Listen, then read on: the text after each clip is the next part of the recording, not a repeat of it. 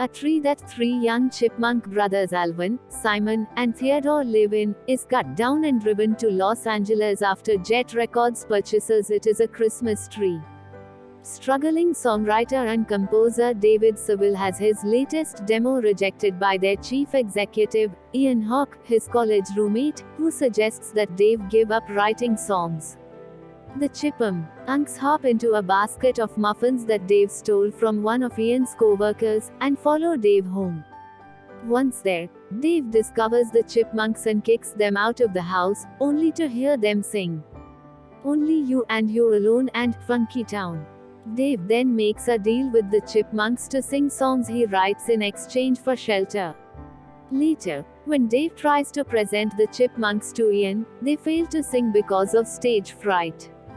The day worsens as Dave is dismissed from his advertising job due to the chipmunks having unknowingly ruined his presentation. While hosting dinner with former girlfriend Claire, Dave struggles to hide the chipmunks after Alvin attempts to create a romantic atmosphere, making Claire uncomfortable and causing her to leave.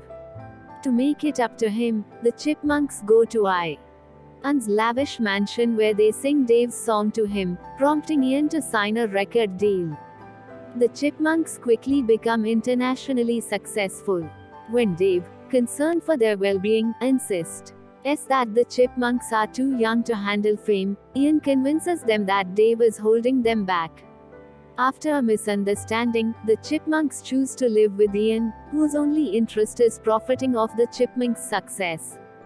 Once the chipmunks arrive at Ian's mansion, he spoils them with candy and toys, and they set off on a nationwide coast-to-coast tour, in which Ian decides to exploit their naivete by overworking them constantly.